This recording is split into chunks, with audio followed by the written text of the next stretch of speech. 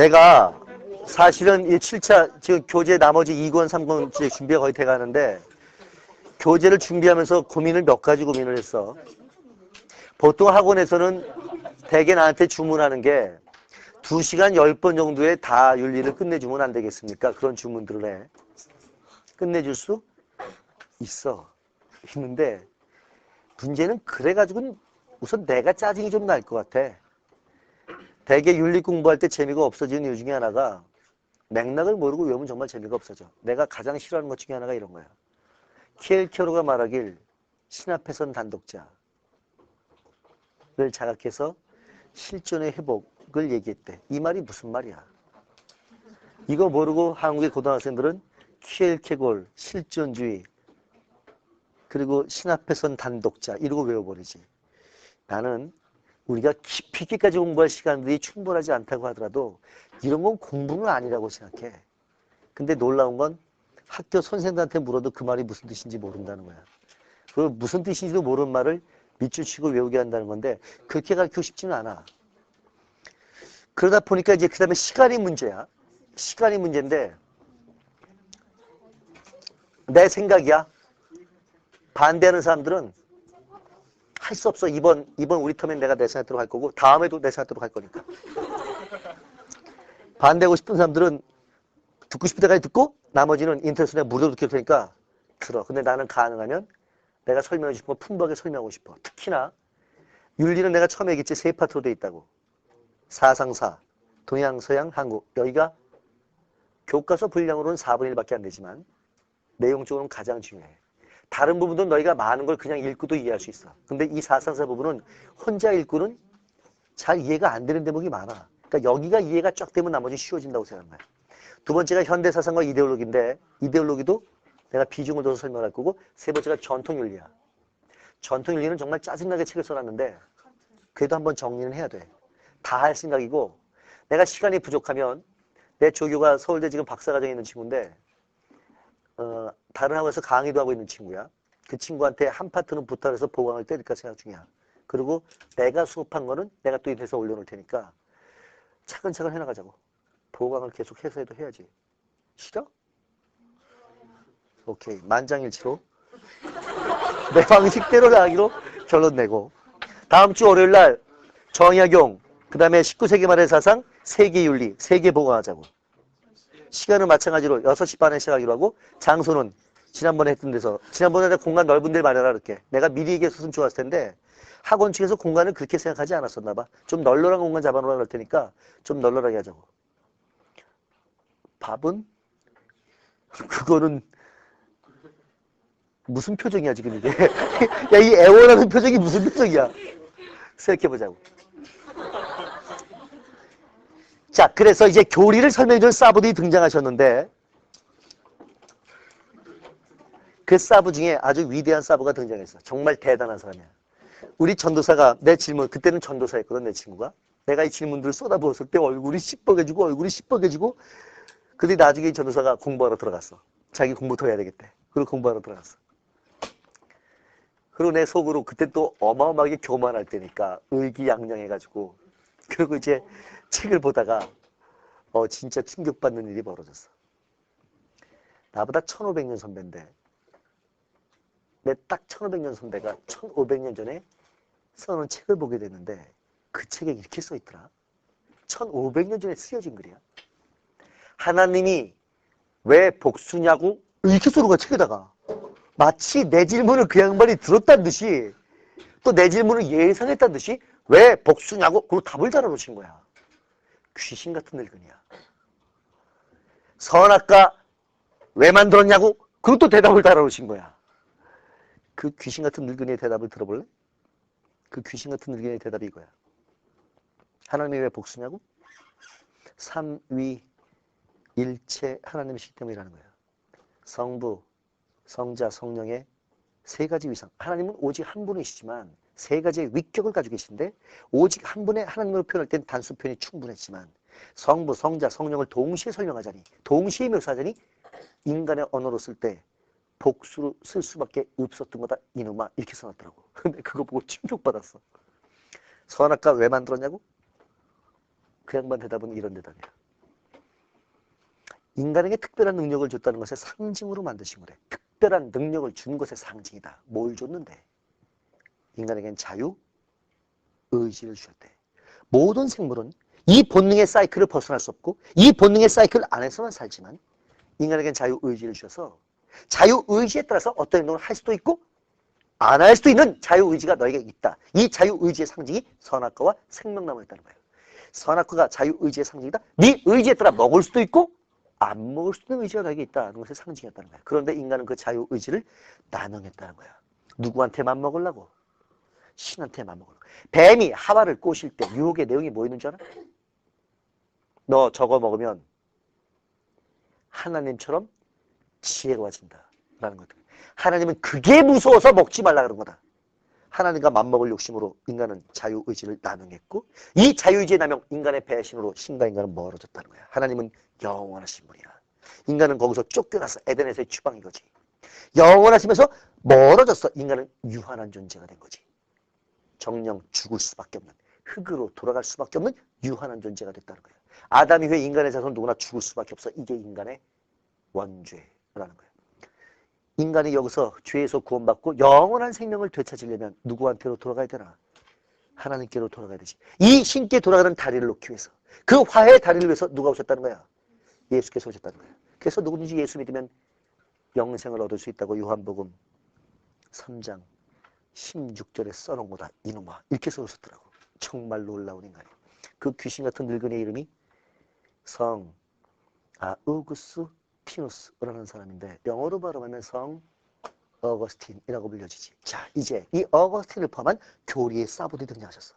그 교리의 사부들, 이분들을 뭐라고 불렀냐면 교리의 사부. 뭐라고 불렀을까? 교부라고 부른 거야. 그리고 이 교부들이 말씀하신 철학을 쫙 묶어서 이름 붙이기를 무슨 철학? 그걸 교부 철학이라고 이름 붙이게 되는 겁니다. 이 중에 최고의 교부가 등장하시니 그 최고의 교부가 지금 소개한 성 아우구스 피누스라는 분이야. 아우구스티누스, 이 사람 아주 재밌고 대단한 사람이야. 아우구스티누스가 어릴 때 무지무지 방탕했었대요. 기록에 따르면 아우구스티누스가 16살 때, 그러니까 너희보다 더 어릴 때지, 그지? 16살 때 동네 유부녀하고 바람이 나요. 그래서 그 동네 유부녀를 데리고 야반도주를 해. 야반. 엄청난 인간이야. 20대 내내 방탕했던 친구야. 그 방탕 와중에도 아주 똑똑했었나 봐. 만이교라는 그 당시에 유행하던 종교가 있었는데 이 만이교에 들어서 그 교단의 간부까지 했던 친구야. 그리고 20대 플라톤 전문가였던 친구야. 근데 그 어거스틴이 36살에 회개하고 기독교 신자가 되지. 어거스틴 어머니도 유명한데 그 어머니가 성 모니카라는 분이야. 어머니의 기도 속에서 참여하고 기독교 신자가 돼. 그리고 과거에 자기의 죄를 고백하는 고백론이라고 하는 유명한 책을 쓰게 되는데 참회론이라고도 번역하지. 그리고 36살 이후에 기독교의 교리를 체계화시키는데 평생을 바치게 돼. 평생을 바치는데 20대 누구 전문가였다 했노? 플라톤 전문가였어. 이 사람이 기독교의 교리를 설명할 때 누구의 철학을 활용하게 될까? 플라톤의 철학을 활용하게 되는 거야. 그래서 이분 이후서부터 기독교는 누구 철학에서 영향을 많이 받는다? 플라톤 철학에서 영향을 많이 받습니다. 물론 어거스틴은 플라톤 자체만 묶여있는 건 아니죠. 플라톤의 철학을 활용하지만 이 사람은 철학보다는 뭐가 위에 올라가 있어? 신학과 신앙이 올라가 있으니까 이후에 신학과 신앙으로 나가지만 그리 가는데 플라톤의 철학을 활용했다. 이런 맥락으로 이해하면 되는 거지. 이해가 됐나?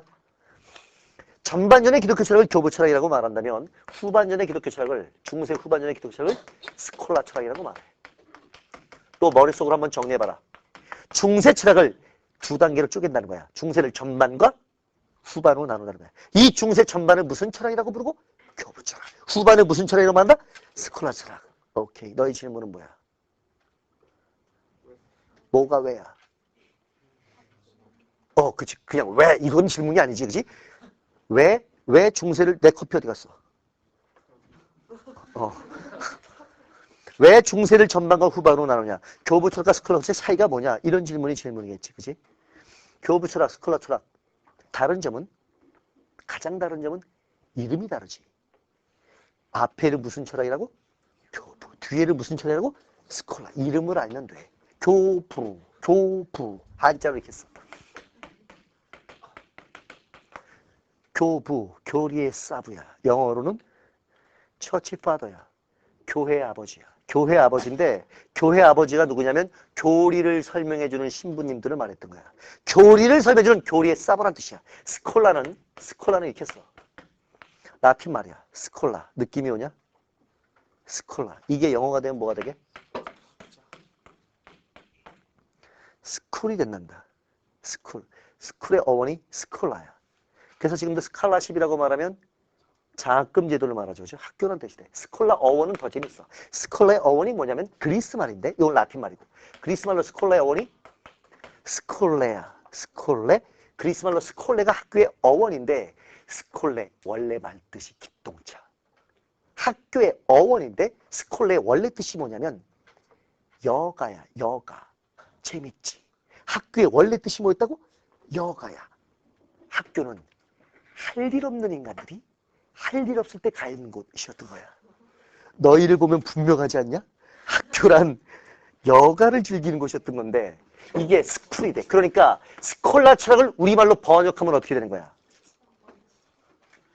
이것들이 내 말 들어? 스콜라가 뭐라고? 그럼 스콜라 철학은 우리말로 번역하면 뭐야? 학교 철학인 거야. 되겠어? 되겠어? 하나 배우면 두루 끼워쳐봐. 교부 철학, 스콜라 철학 차이점이 뭐겠어? 이때는 성격이 집단적 성격이 강할까? 개인적 성격이 강할까? 어때? 개인적 성격이 강하다고. 누구 중심이니까? 사부들 중심이거든. 이 교리의 사부들 중심으로 교리가 전수가 될 때야. 되냐? 여기 오면 어디서 교리를 전수한다는 거야? 학교에서 이젠 집단적, 조직적 성격이 세지는 거란다. 됐어? 됐어? 응? 하나 알면 두루 깨우치지. 야, 그럼 일이 넘어갈 때 이 중간에 유럽에 뭐가 많이 세워지고 있는 거야?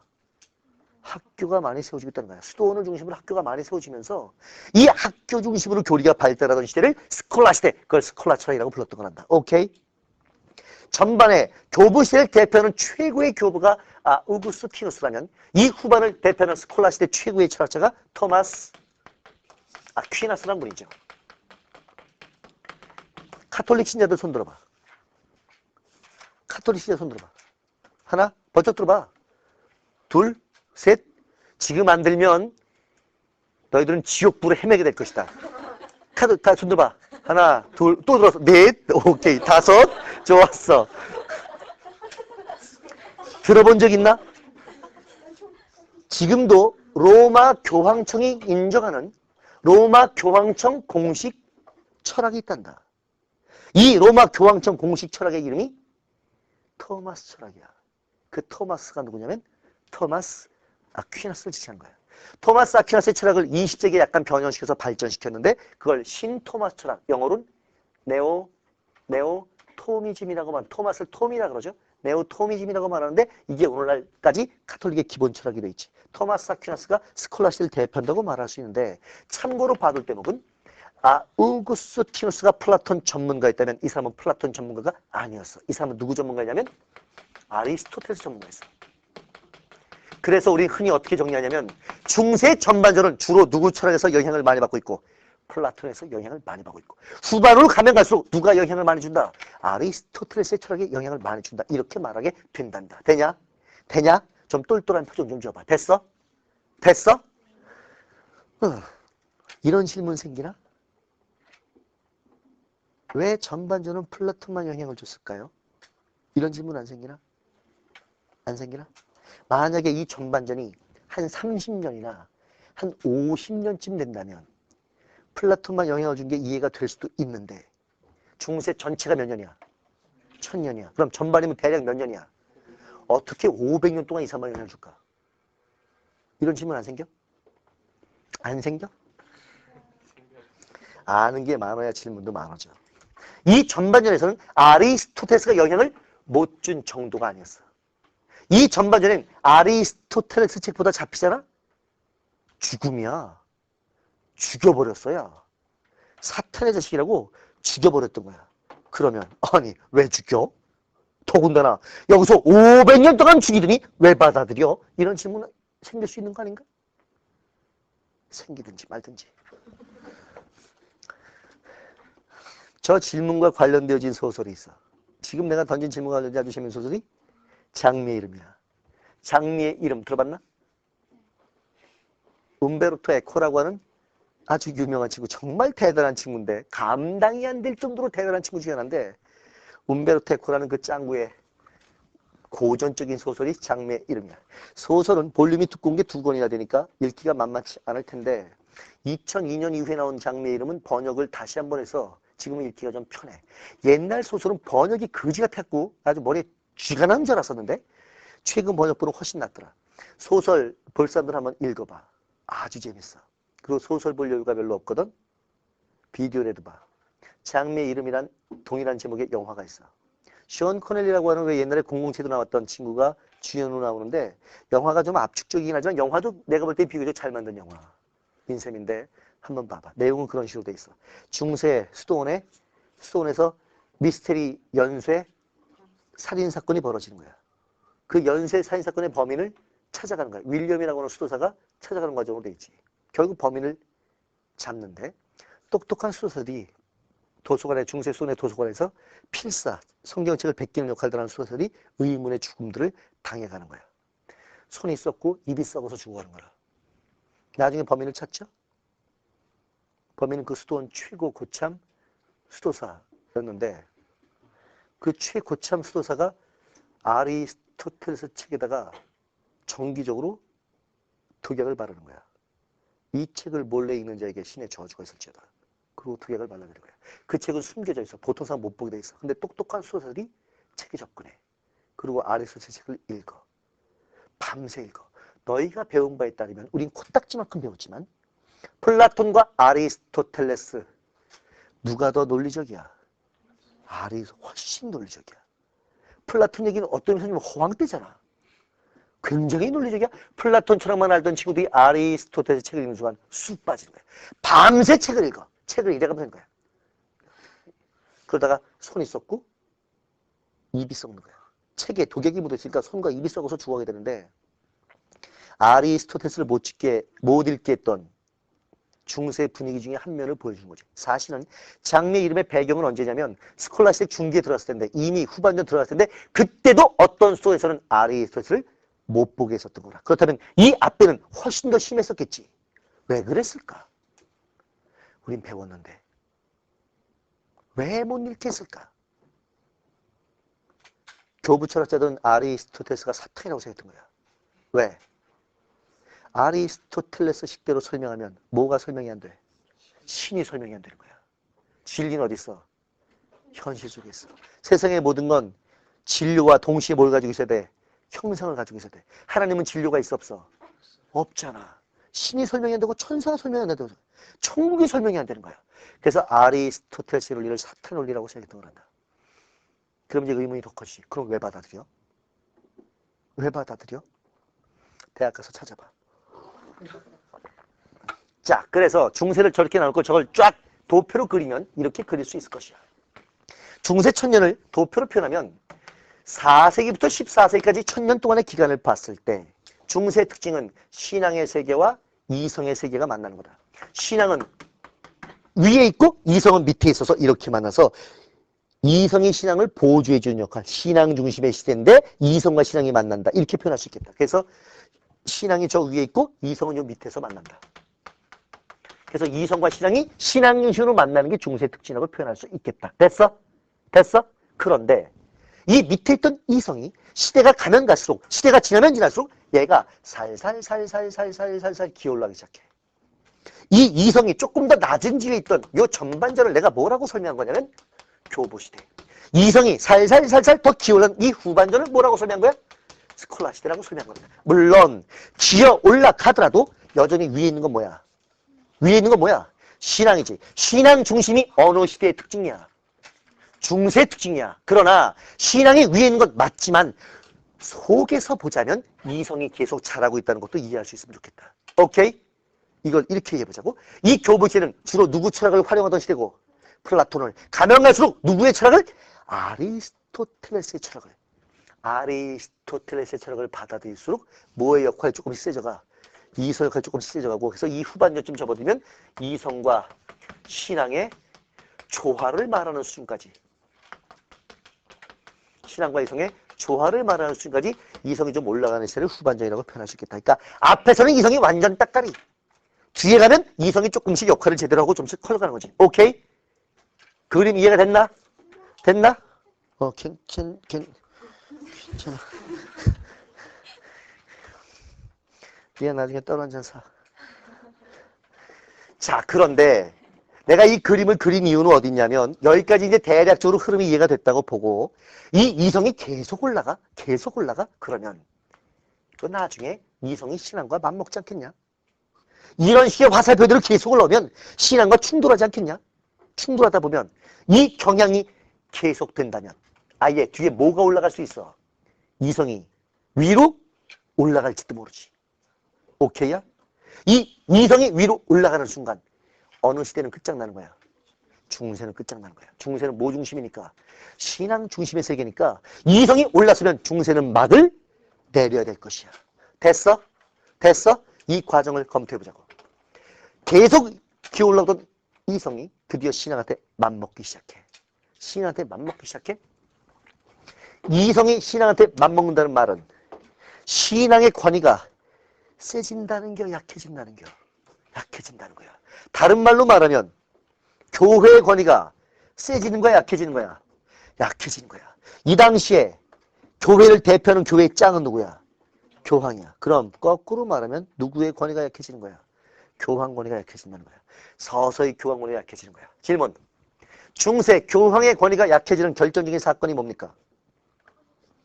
카노사의 굴욕은 교황의 권위가 세지게 된 결정적인 사건이었던 것이지. 그지? 교황 권위가 떨어진 결정적인 사건이 뭐였는 줄 알아? 면죄부. 로또라니. 로또가 웬 로또? 어? 아, 루터. 루터. 미안. 내가 요새 생각이 딴 데가 있어가지고.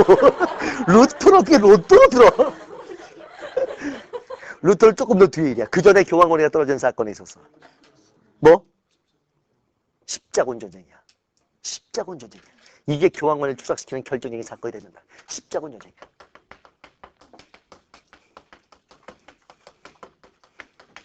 십자군 전쟁이 언제 일어났는지 물론 모르겠지? 가르쳐줄게. 십자군 전쟁 터지는 게 1096년이야. 상식이야. 몇 세기 말? 11세기 말. 이 전쟁 몇 년 했는 줄 알아? 200년 했어. 전쟁을 200년 해. 구체에 걸쳐서 9번의 원정대가 예루살렘 원정을 떠나는 거야. 9번에 걸친 심한 전쟁이 200년 동안 계속되는 거지. 그럼 몇 세기 말까지 간다는 뜻이야. 13세기 말까지 전쟁이 간다는 뜻인데 이 전쟁은 성공해 실패하는 거야.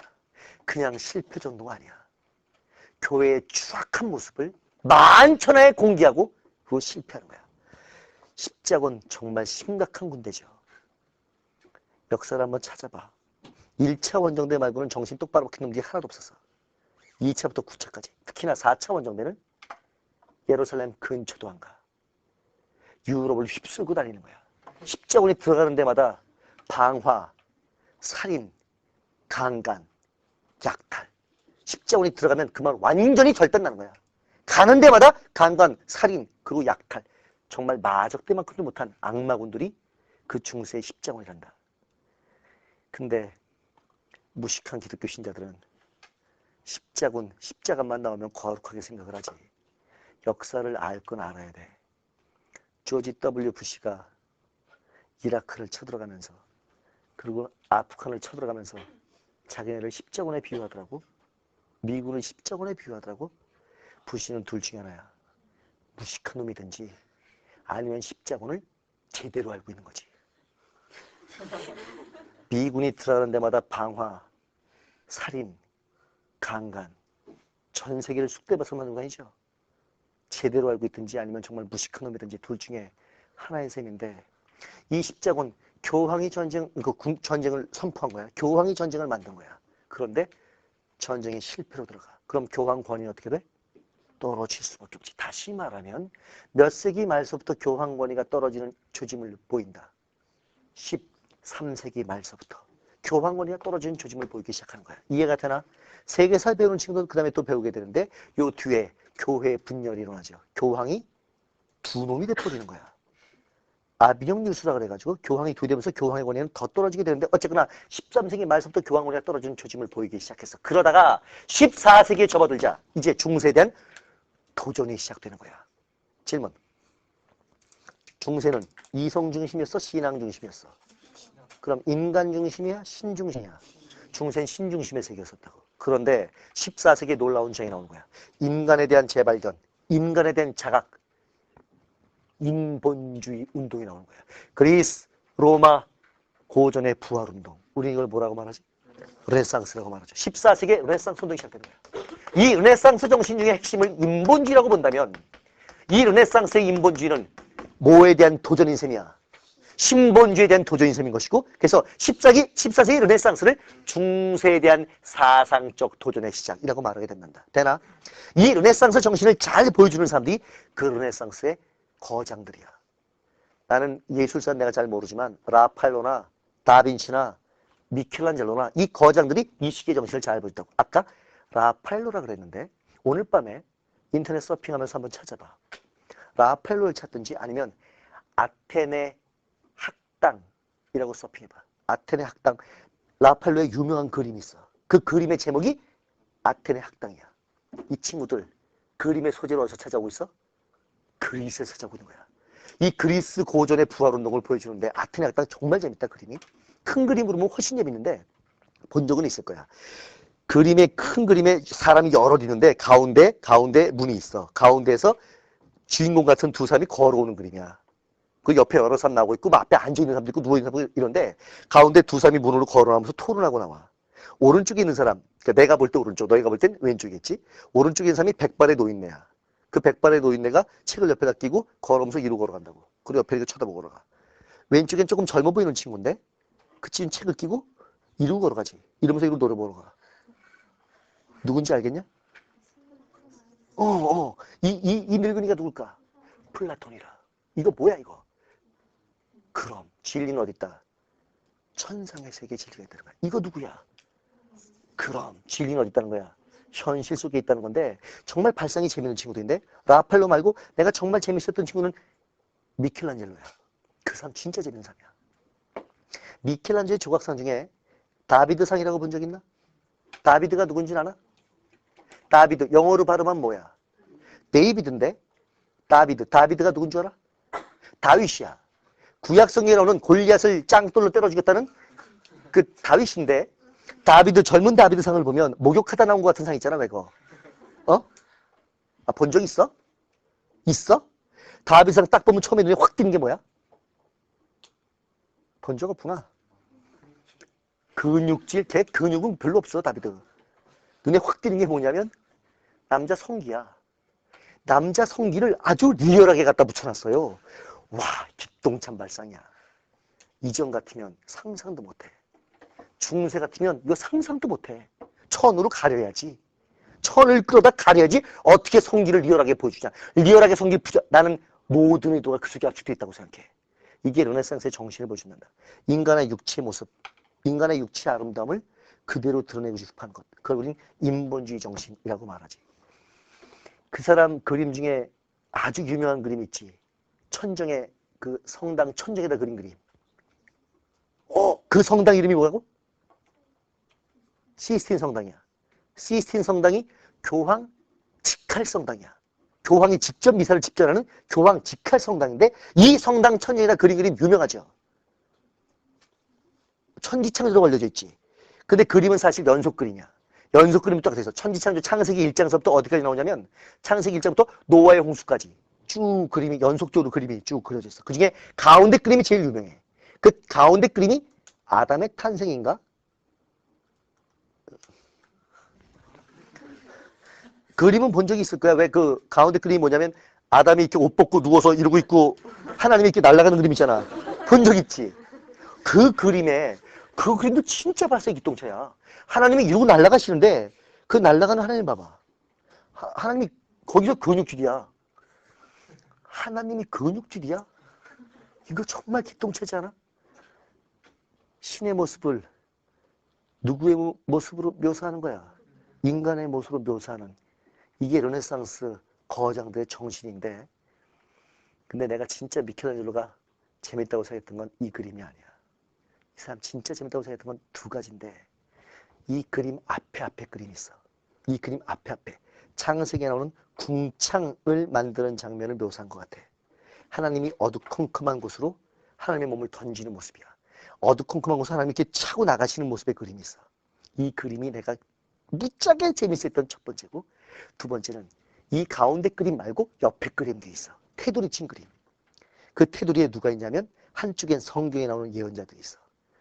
예레미야랄지 무슨 스가랴랄지 느헤미야랄지 이런 선지자들이 쫙 그려져 있어. 또 한쪽엔 이방 종교의 선지자들이 쫙 그려져 있어.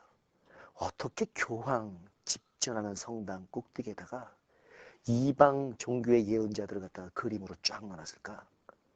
왜 그랬을까? 왜 그랬을까? 이게 내가 재밌었던 것 중 하나고, 아까 궁창으로 몸을 날리는 그림은 나중에 기회가 있으면 그 미켈란젤로의 그 천장 그림을 갖다가 전체 그림 꺼내고 한번 봐봐. 구할 수 있을 거야.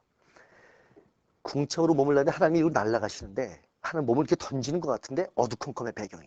그래서 그림이 흐릿해. 근데 가슴이 불룩해 하나님이. 가슴이 불룩해?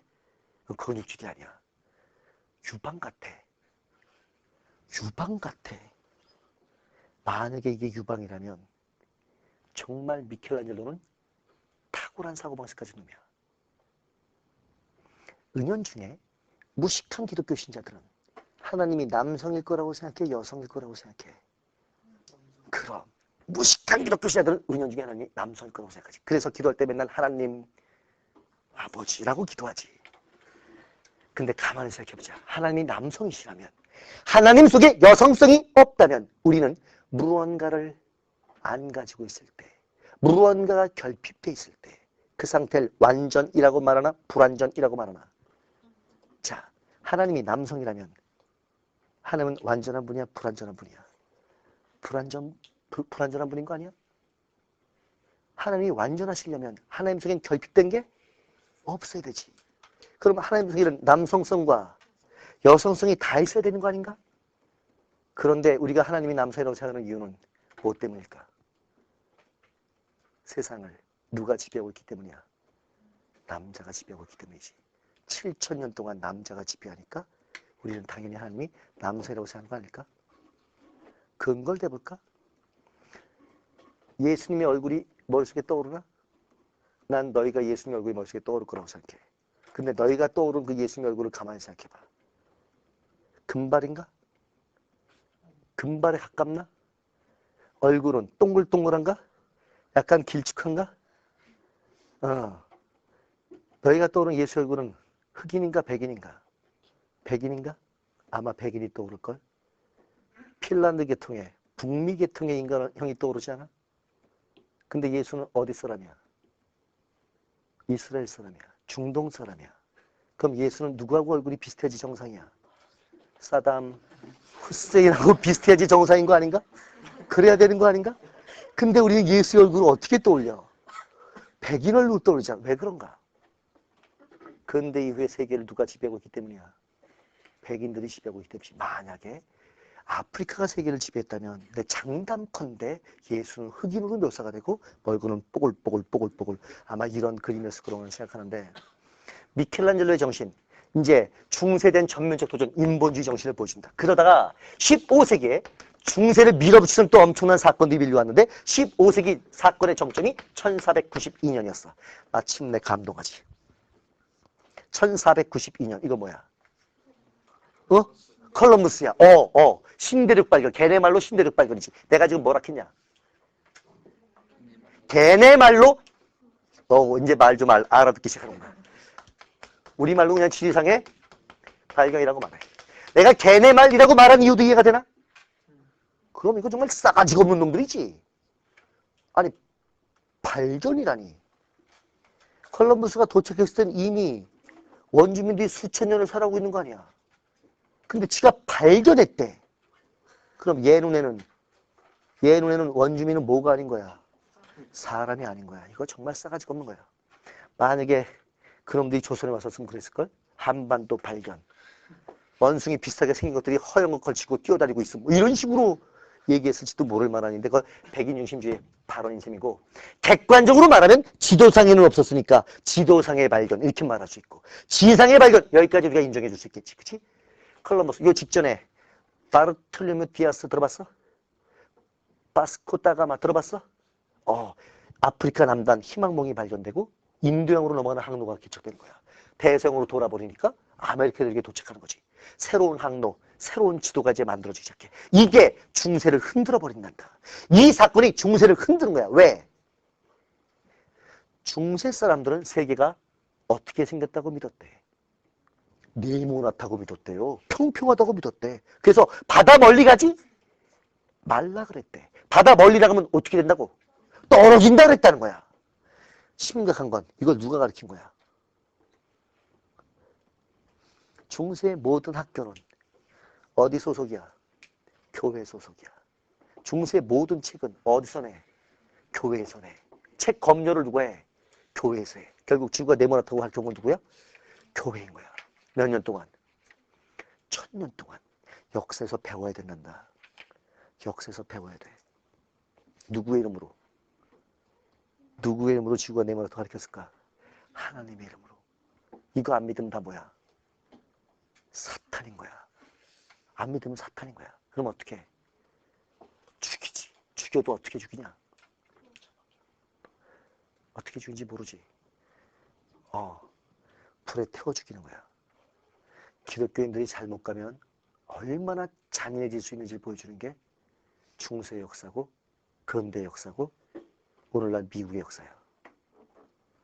예수의 사랑을 전파해야 되는 사람들이 잘못 나가면 정말 잔인무도해지는 거야. 야, 사람을 불태워 죽이는데 너희 그거 보고 있을 수가 있겠냐? 장작도면서 사람이 생으로 불타는 거야. 절규하면서. 사람이 탈 때 노린내 나지 않을까? 그걸 쳐다볼 수 있겠냐? 근데 예수 믿는 것들이 그걸 쳐다보고 찬송가 부르고 앉는 거야.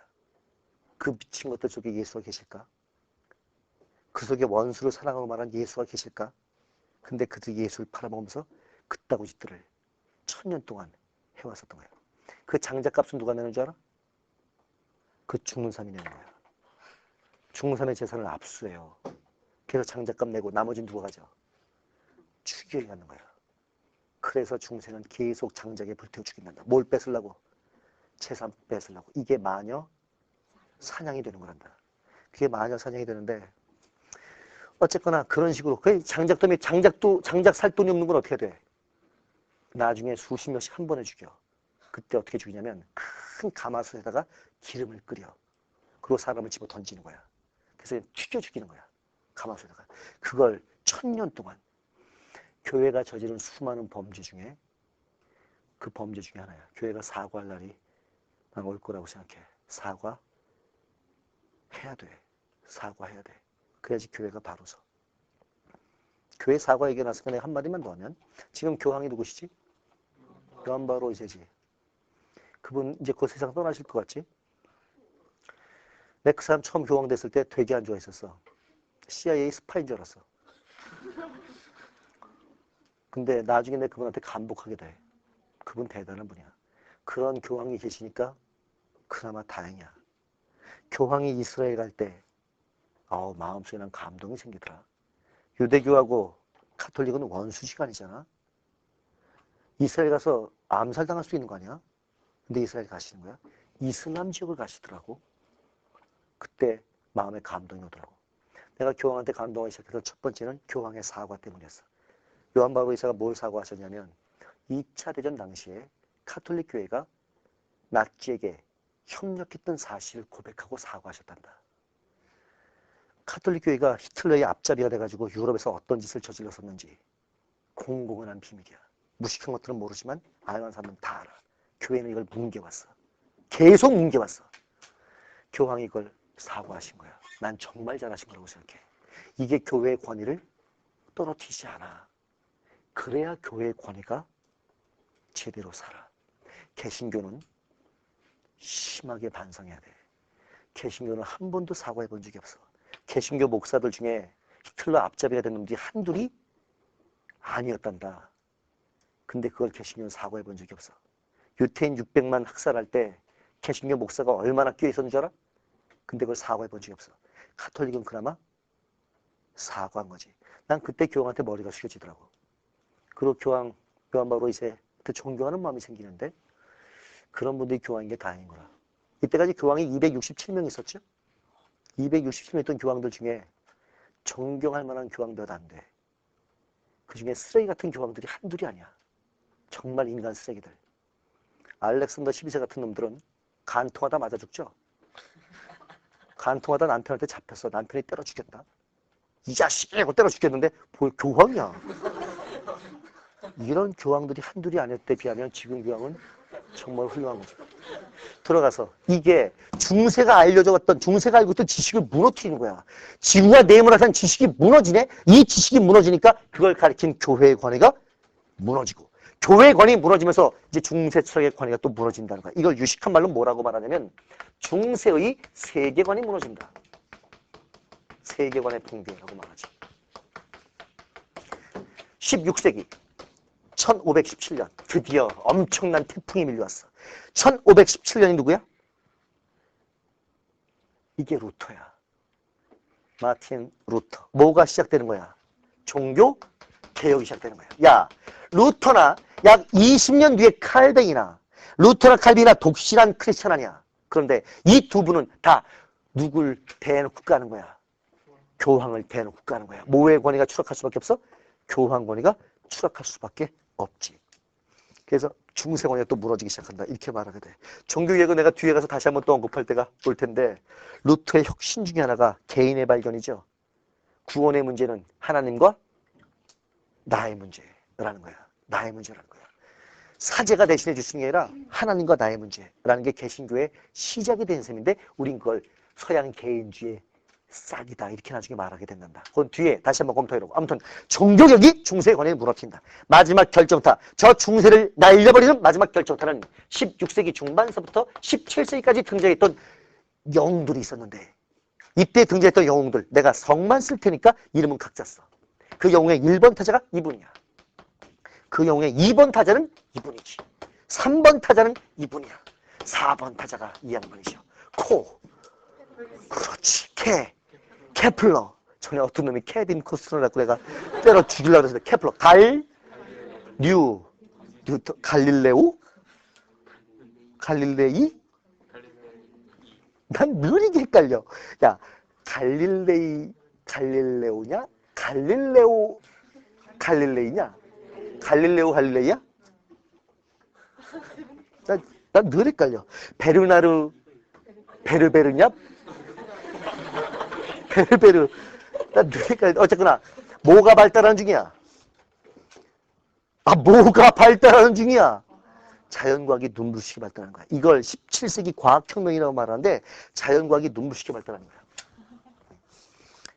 이렇게 자연과학이 눈부시게 발달하게 되면 생각해보자고.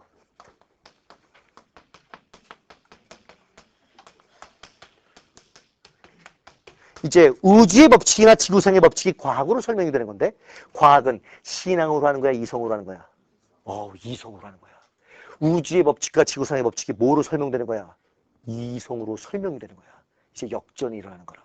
뭐가 위로 올라서기 시작해? 이성이 이제 위로 올라서게 되는 거야. 이렇게 되면서 신앙 중심의 시대는 막을 내리고 뭐 중심의 시대로 넘어간다.